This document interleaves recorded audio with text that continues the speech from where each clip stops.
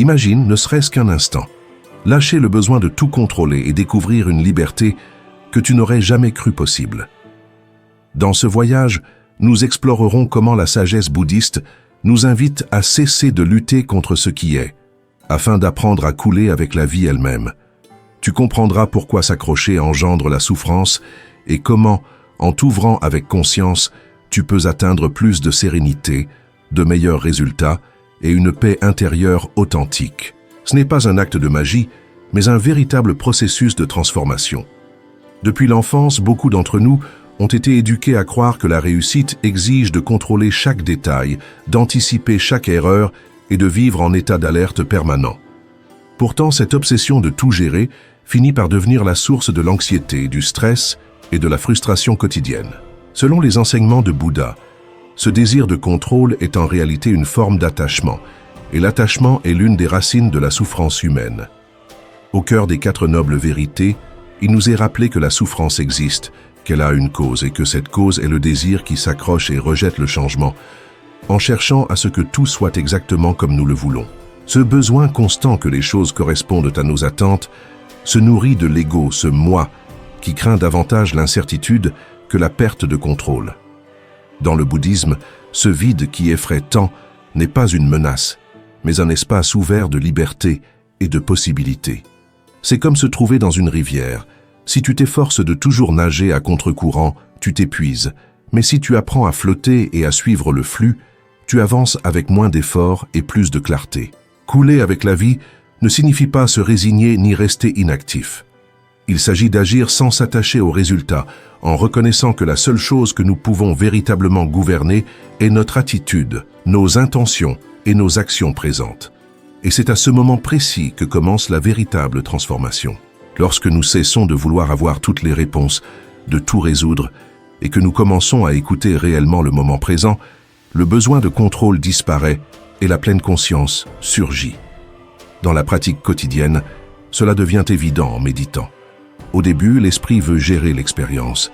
Il recherche le confort, l'absence de distraction et un contrôle absolu.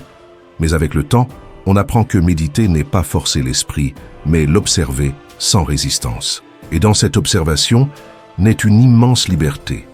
La certitude que tu n'as pas besoin de te battre pour être en paix, mais de cesser de t'opposer au courant naturel de la vie. Lâcher prise n'est pas une faiblesse, c'est de la sagesse. C'est comprendre que tout change, que rien ne demeure identique et que dans cette impermanence se trouve la paix. La paix intérieure ne s'obtient pas en manipulant chaque aspect de la vie, mais en comprenant sa nature changeante. Quand nous cessons de vouloir tout gérer, quelque chose de plus profond émerge, la confiance.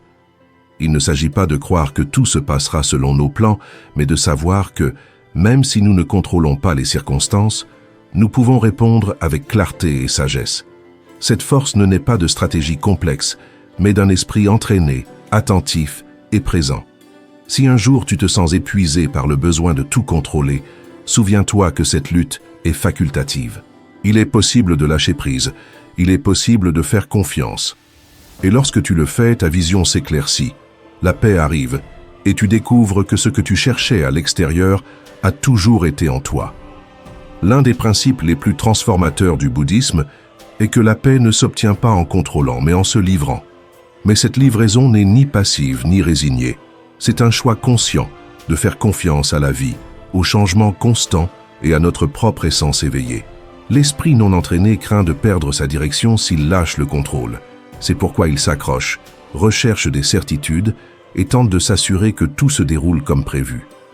Cette tension constante est comme avancer avec le frein à main serrée, possible mais épuisant. Se livrer consciemment signifie agir avec une intention claire dans le présent, sans s'accrocher à la manière dont les choses devraient se dérouler. C'est le même esprit que celui qui enseigne l'action sans attachement. Fais ce qui est juste avec pureté d'intention, mais ne t'obsède pas du résultat. Imagine planter une graine. Tu peux l'arroser, soigner la terre, lui donner de la lumière, mais tu ne peux pas la forcer à pousser plus vite. Il en va de même pour ton évolution intérieure. Tu peux cultiver les conditions, mais pas forcer l'éveil. Cette manière de vivre n'est pas de la passivité, c'est de l'intelligence spirituelle. Elle reconnaît qu'il existe des forces et des rythmes qui ne dépendent pas de nous. Et qu'en les respectant, la vie coule avec plus d'harmonie. Dans le quotidien, pratiquer la livraison, c'est aussi simple que de permettre aux émotions de s'exprimer sans chercher à les réprimer ou à les fuir. Lorsque la colère ou la peur apparaissent, l'esprit veut les contrôler. Pourtant, la véritable livraison consiste à les observer, leur donner de l'espace et ne pas se laisser emporter par elles. En méditation, cette vérité devient évidente. Si tu cherches à contrôler chaque pensée ou à éliminer toute sensation désagréable, tu ne fais qu'augmenter la tension. Mais si tu t'assieds avec la disposition d'observer, de respirer et de permettre, quelque chose change naturellement. C'est dans cette ouverture que le calme s'installe et que la vie retrouve son propre rythme. Découvrir la paix intérieure ne signifie pas changer ce que tu ressens, mais être pleinement présent avec cela, sans le juger. Le véritable art réside dans le fait de rester là, à observer sans intervenir, en agissant depuis un lieu de calme et non depuis l'anxiété. Cette manière de vivre transforme peu à peu tes relations, tes décisions et ta façon d'affronter les défis, car tu cesses de réagir impulsivement pour te concentrer sur ce qui est réellement sous ton contrôle. Ton attitude, ta conscience et ta capacité de compassion. Un exemple inspirant de cela est l'image du Bouddha sous l'arbre de la Bodhi. Il passa des jours à méditer sans chercher à atteindre un résultat spécifique ni à forcer l'illumination. Il demeura simplement dans une présence totale, en ayant confiance dans l'instant. Et c'est dans cette livraison que ce qui devait se manifester surgit de lui-même. Ainsi en est-il dans la vie. Lorsque nous cessons de forcer, la clarté apparaît, les réponses viennent, et tout commence à s'ordonner naturellement. Non pas parce que nous l'avons poussé, mais parce que nous avons cessé d'interférer avec des attentes, des exigences ou le besoin que tout soit différent. Au fond, l'abandon conscient est une forme d'amour. Aimer ce qui est, aimer cet instant tel qu'il est, même s'il n'est ni parfait ni confortable, car de cet amour naît la véritable liberté. L'une des erreurs les plus fréquentes est de croire que lâcher prise signifie se rendre, comme s'il s'agissait d'abandonner la lutte par manque d'espoir. En réalité, dans la vision bouddhiste, lâcher prise est un acte de sagesse. C'est cesser de vivre dans la peur pour commencer à vivre dans la conscience. Cela ne signifie pas se détourner de ses responsabilités ni laisser tout sombrer dans le chaos. Cela revient plutôt à cesser d'imposer la volonté de l'ego à la réalité, en reconnaissant qu'il existe un ordre plus vaste qui ne dépend pas uniquement de nous. Bouddha n'a jamais enseigné que le détachement consistait à cesser d'aimer ou à s'isoler du monde. Il s'agissait de libérer l'esprit de l'illusion selon laquelle tout doit se conformer à nos désirs. Cela veut dire cesser d'essayer de contrôler les gens, les émotions ou l'avenir, car ce besoin est un piège qui ne fait qu'augmenter la souffrance. La clé est de s'éveiller. En lâchant prise, tu commences à percevoir la réalité telle qu'elle est, sans les filtres de tes attentes, sans le bruit de tes peurs, ni les distorsions du désir. Cette clarté apporte une liberté que le contrôle ne pourra jamais offrir. Le contrôle naît de l'ego. L'éveil, quant à lui, surgit du vide. Et dans le bouddhisme, ce vide n'est ni obscurité, ni absence de sens, mais un espace ouvert où nous reconnaissons notre interdépendance avec tout ce qui existe. Comprendre que tout est interconnecté et que rien ne demeure inchangé pour toujours est une étape décisive vers la liberté intérieure. En reconnaissant que rien ne nous appartient absolument, nous cessons de nous accrocher et commençons à voir chaque moment comme une expérience transitoire, une occasion d'apprendre, de grandir et d'observer sans attachement. Dans les relations, cela apparaît clairement. Souvent, nous croyons qu'aimer signifie retenir, que si quelqu'un s'éloigne, nous devons tout faire pour qu'il reste. Pourtant, dans la compassion bouddhiste, le véritable amour n'a pas besoin de posséder. Au contraire, il accorde la liberté, même si cela implique de permettre à l'autre de suivre son propre chemin. L'amour ne se mesure pas au contrôle que nous exerçons, mais à la paix que nous ressentons, en souhaitant le meilleur pour l'autre, qu'il soit ou non à nos côtés. Lâcher prise, c'est aussi reconnaître nos limites. Il est des moments où, peu importe nos efforts, la situation n'avance pas. La sagesse consiste alors à dire « jusqu'ici », non par résignation, mais par respect pour soi-même et pour la réalité. S'accrocher à l'inévitable ne fait que prolonger la souffrance. Comme le dit un enseignement bouddhiste, « laisse aller ou tu seras emporté ». Rester attaché à quelque chose qui est déjà terminé, à une émotion dont tu n'as plus besoin, ou à une idée rigide de qui tu es ne mène qu'à des chemins de douleur inutiles. Mais si tu t'arrêtes, respires et lâches, la vie s'ouvre à la lumière de la présence. Lâcher prise est un acte profond d'amour-propre. C'est se dire « Je mérite de vivre en paix. Je mérite de me libérer du poids du passé et de la peur de l'avenir. Je mérite d'habiter pleinement ce moment. » Celui qui pratique la voie bouddhiste lâche, jour après jour, un peu plus le besoin d'avoir raison, la rancune, l'anxiété du lendemain et l'image rigide de lui-même. Et à chaque pas, l'esprit s'éclaircit, le cœur s'élargit et la vie devient plus légère et plus pleine.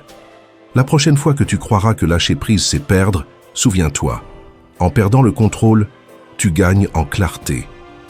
L'éveil n'est pas une destination finale, c'est un état qui surgit chaque fois que tu cesses d'imposer ta volonté et que tu commences à écouter. Chaque fois que tu relâches la résistance et que tu permets à la confiance de prendre sa place. Parfois, nous n'avons pas besoin de plus de réponses, mais de meilleures questions. Dans le bouddhisme, les questions sont des clés qui ouvrent l'esprit et brisent sa rigidité. Elles ne sont pas posées pour remporter des débats, mais pour libérer, pour créer des espaces de compréhension. Vivre en mode contrôle nous pousse à chercher des certitudes. Que va-t-il se passer? Que dois-je faire? Comment éviter que quelque chose tourne mal? La pratique bouddhiste, au contraire, nous invite à questionner ses fondements et à nous éveiller. Une question puissante est « Qu'est-ce que j'essaie d'éviter ?» Il ne s'agit pas de te juger, mais de découvrir. Bien souvent, l'élan de contrôle naît de la peur. Peur de ressentir de la tristesse, d'être rejeté, d'échouer. L'ego, dans son désir de se protéger, crée des stratégies pour dominer chaque situation. Mais lorsque tu te demandes sincèrement ce que tu crains d'affronter, tu commences à voir cette peur avec clarté. Et en la voyant, tu peux la relâcher. Une autre question transformatrice est « Que se passerait-il si je laissais cela être tel que c'est ?» Cette ouverture ne se limite pas à accepter ce qui est agréable. Elle inclut aussi ce qui est inconfortable, incertain et changeant. Cesser de lutter contre ce que tu ne peux pas changer est, en soi, une forme de paix.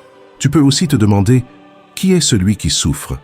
Ce n'est pas une réflexion théorique, mais une invitation à observer que souvent, celui qui souffre n'est pas ton essence la plus profonde, mais une idée rigide de toi-même, une identité qui exige que tout se passe comme elle le souhaite. En explorant cette question avec honnêteté, tu découvres que ce moi contrôleur n'est pas aussi solide que tu le croyais, et à ce moment-là, l'attachement commence à se dissoudre. Le moi que nous croyons être n'est en réalité qu'une construction mentale, une histoire que nous répétons jusqu'à nous convaincre qu'elle est réelle. L'une des pratiques les plus transformatrices sur le chemin intérieur est d'oser questionner cette identité. Qui suis-je lorsque je cesse de contrôler? Que reste-t-il lorsque je me détache du récit qui me définit? Ce ne sont pas des questions destinées à obtenir des réponses rapides ou intellectuelles. Elles sont comme des lumières qui éclairent ce qui auparavant restait dans l'ombre et qui, ce faisant, en dissolvent les limites. Une autre réflexion puissante consiste à examiner la racine de nos actions. Est-ce que j'agis par peur ou par amour? Par attachement ou par liberté? Reconnaître l'intention derrière chaque geste nous permet de lâcher ce qui naît de la crainte et de cultiver ce qui vient de l'éveil. La voie bouddhiste ne consiste pas à mémoriser des réponses, mais à s'engager dans une exploration profonde guidée par des questions qui font tomber les structures rigides de l'ego. Et chaque fois que l'une de ces structures s'effondre, un espace de liberté naît. Il n'est pas nécessaire d'avoir tout résolu pour avancer. Il suffit de garder vivante la curiosité et le courage de continuer à poser des questions. L'éveil n'est pas une destination de certitude, mais un voyage de découverte continue. Si tu traverses un moment d'anxiété ou de lutte pour le contrôle, arrête-toi, respire et demande-toi « Que suis-je en train d'essayer de retenir? Et pourquoi? Quelles émotions suis-je en train d'éviter? Qui serais-je si je pouvais lâcher prise maintenant ?» Écoute sans te précipiter à répondre. Dans ce silence sans conclusion commence la véritable transformation. Parmi les enseignements les plus exigeants et libérateurs se trouve l'acceptation radicale. Vivre avec ce qui fait mal sans fuir ni résister. Il ne s'agit pas de se résigner, mais d'embrasser l'expérience telle qu'elle est, même lorsqu'elle est inconfortable ou incertaine. Ce type d'acceptation nous invite à ouvrir notre cœur à ce que nous n'aurions jamais imaginé pouvoir soutenir. Au lieu de lutter contre la douleur, nous l'accompagnons. Au lieu de fuir la tristesse, nous la respirons. Au lieu de craindre la peur, nous l'observons avec compassion. Le rejet de ce qui fait mal est ce qui ajoute le plus de souffrance. La douleur peut être intense, mais c'est la résistance, cet élan à la nier ou à la contrôler, qui la transforme en un fardeau insupportable. Le Bouddha l'expliqua par la métaphore des 2 flèches. La première est la douleur inévitable de la vie, perte, maladie, incertitude. Et la seconde est la souffrance supplémentaire que nous créons avec nos jugements et nos peurs. L'acceptation radicale nous permet d'éviter cette seconde blessure. La pratiquer demande du courage et de la présence. Cela implique de marquer une pause quand l'inconfort apparaît, de respirer et de ramener l'attention au corps. Tu remarqueras peut-être une tension dans la poitrine, un nœud dans la gorge ou de la chaleur sur le visage. Tu restes simplement là, à observer, sans analyser ni juger. Soutenir la douleur de cette façon est un acte de profonde compassion. Tu reconnais qu'elle fait partie de la vie et tu fais confiance à ta capacité à l'accompagner. Avec le temps, la douleur cesse d'être une menace et devient un maître. Elle révèle des blessures anciennes, des attentes non comblées ou des croyances qui limitent notre liberté.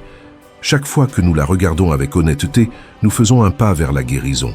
Ce n'est pas un événement unique, mais une pratique quotidienne. Accepter encore et encore, à chaque instant où surgissent la peur, la colère ou la tristesse.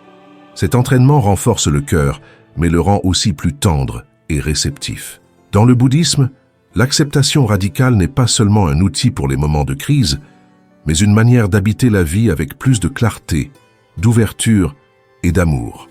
La vie, avec ses lumières et ses ombres, ne cesse jamais de se transformer. Rien ne reste immobile, et le comprendre nous permet de trouver une paix qui ne dépend pas de ce que tout soit agréable.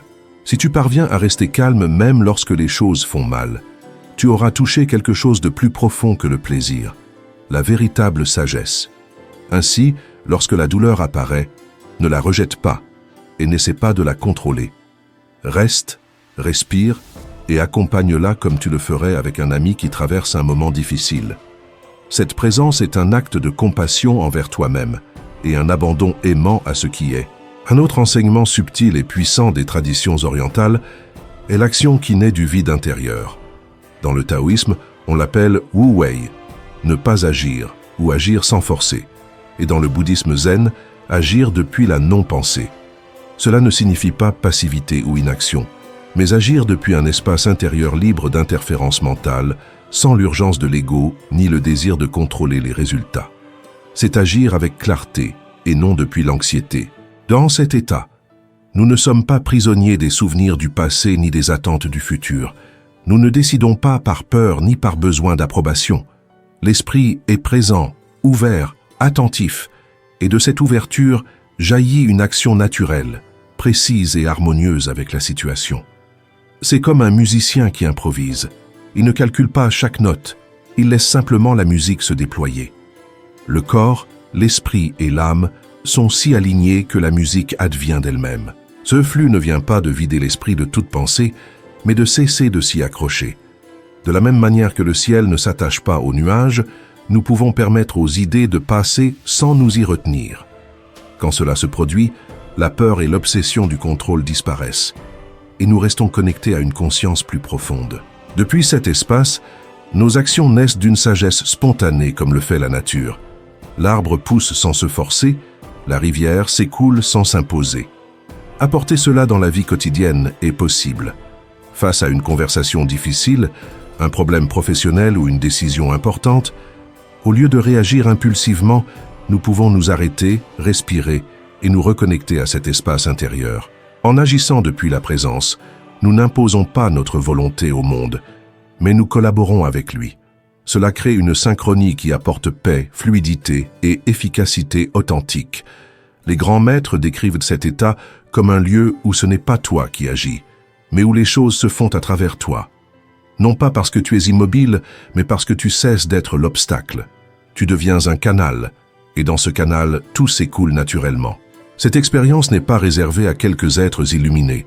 Elle est accessible à quiconque ose lâcher le contrôle et faire confiance à la sagesse du moment présent.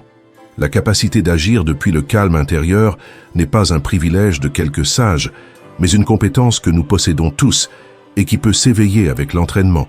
Elle se cultive par une pratique constante, une attention pleine et l'humilité nécessaire pour laisser la vie devenir notre maîtresse. La prochaine fois que tu sentiras l'urgence de contrôler sans savoir quoi faire, arrête-toi, respire et connecte-toi à cet espace de quiétude en toi.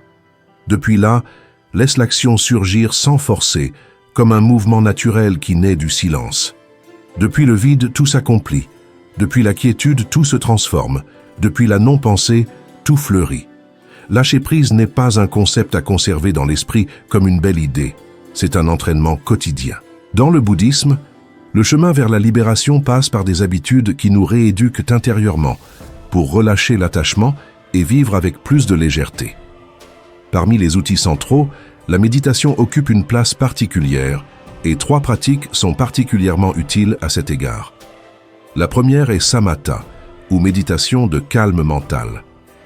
On concentre l'attention sur un seul objet, comme la respiration.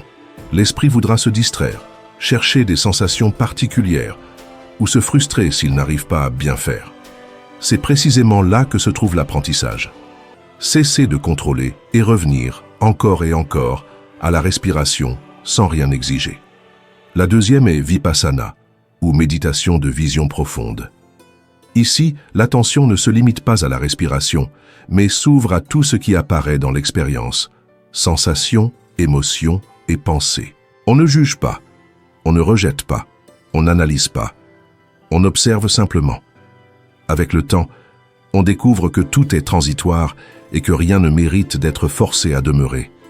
La troisième est Metta Bhavana, la méditation de l'amour bienveillant. Elle consiste à cultiver des vœux de paix et de bien-être pour soi-même et pour les autres, comme « puisses-tu être en paix » ou « puisses-tu être libre de la souffrance ». Cette pratique adoucit le cœur et relâche le jugement, la culpabilité et le ressentiment, car là où il y a un amour authentique, le contrôle n'a plus sa place. En dehors de la méditation formelle, il existe des gestes simples qui aident à lâcher prise dans la vie quotidienne. L'un d'eux est la respiration consciente. Chaque fois que vous remarquez une tension ou que vous forcez une situation, arrêtez-vous, inspirez profondément et expirez doucement. Avec l'expiration, relâchez la rigidité physique et mentale, ainsi que le besoin que les choses soient différentes. Un autre outil est l'observation du désir de contrôler. Lorsqu'il apparaît, reconnaissez-le sans jugement et demandez-vous « Puis-je le laisser aller pour l'instant ?» Il ne s'agit pas de le supprimer, mais de le mettre en perspective. Même reconnaître que vous vous accrochez peut être le début du détachement. Un rituel utile est celui du lâcher-prise avant de dormir. Faites un bref bilan de la journée. Identifiez les moments où vous avez essayé de tout contrôler et visualisez que vous offrez ces situations, qu'elles flottent sur une rivière ou qu'elles sont emportées par le vent. Ces gestes symboliques peuvent avoir un impact profond sur l'état émotionnel. Le corps aussi garde des traces du contrôle sous forme de tension. Pratiquer un yoga doux, des étirements conscients ou marcher en silence peut libérer ce poids invisible. Lâcher prise n'est pas un acte unique, mais un chemin qui se parcourt pas à pas. Et chaque fois que vous choisissez de relâcher un peu, vous avancez vers une vie plus légère et harmonieuse. Peu importe si, en chemin, vous retombez parfois dans l'élan de vouloir tout contrôler. L'essentiel est de se rappeler que vous pouvez toujours revenir à la pratique, vous prendre par la main et vous dire « Je peux essayer encore ». Chaque instant est une nouvelle occasion de choisir de lâcher prise. Dans le processus spirituel, il arrive un moment où, après tant de résistance, on se rend le cœur ouvert, et non comme un acte de défaite, mais comme une véritable ouverture. Lorsque vous laissez aller avec sincérité, sans faire semblant, quelque chose d'étonnant se produit. Ce que vous cherchiez tant commence à apparaître, non pas parce que vous l'avez poursuivi avec anxiété, mais parce que vous avez libéré l'attachement. C'est l'un des paradoxes les plus profonds enseignés par les traditions contemplatives. Plus vous poursuivez désespérément quelque chose, plus il s'éloigne. Mais lorsque vous le lâchez, la vie trouve le moyen de vous l'apporter. C'est comme si vous portiez un sac à dos rempli de pierres, pensées répétitives, exigences auto-imposées, émotions non résolues. Vous marchez avec ce poids sans réaliser qu'il vous empêche de voir ce qui est juste devant vous. Le jour où vous décidez de poser le sac, vous découvrez un nouvel horizon. Ce n'est pas seulement une image poétique, c'est l'expérience réelle de nombreuses personnes qui, en pratiquant le détachement, ont trouvé des relations plus saines, des emplois plus alignés, ou simplement une paix qu'elles pensaient impossible auparavant. La nature nous rappelle que rien ne fleurit avant son heure. Une graine germe lorsque le sol est prêt, une fleur s'ouvre quand vient son moment. De la même façon, pour qu'une nouveauté entre dans votre vie, il faut créer de l'espace. Un esprit rempli de contrôle, de jugement et de peur ne laisse pas de place à l'inconnu. Lâcher prise n'est pas une fin, c'est ouvrir la porte. C'est dire en silence à l'univers « Je suis prêt pour ce qui viendra sans besoin que cela se produise exactement comme je l'imagine. Je fais simplement confiance et je continue à avancer. » Parfois, ce qui arrive après avoir lâché prise n'est pas ce que vous attendiez. Il peut s'agir d'un profond silence ou d'émotions que vous aviez cachées et qui demandent maintenant à être accueillies. Pourtant, c'est aussi un cadeau, car la vérité, même si elle peut faire mal, apporte toujours une libération. Sur le chemin bouddhiste, on parle de faire confiance au dharma, cette sagesse naturelle qui soutient la vie. Il n'est pas nécessaire de comprendre chaque étape ni d'anticiper l'issue. Il suffit d'ouvrir le cœur et de faire confiance au fait que le vide n'est pas un manque mais un terrain fertile où le nouveau peut croître. Et lorsque le nouveau apparaît, il ne se ressent pas comme une récompense durement gagnée, mais comme quelque chose qui attendait simplement le bon moment pour se manifester.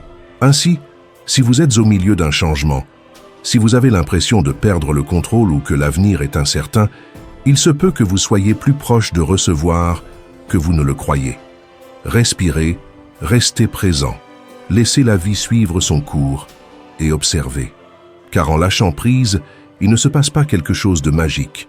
Vous cessez simplement de bloquer le flux naturel, et dans ce silence, le vrai trouve l'espace pour naître.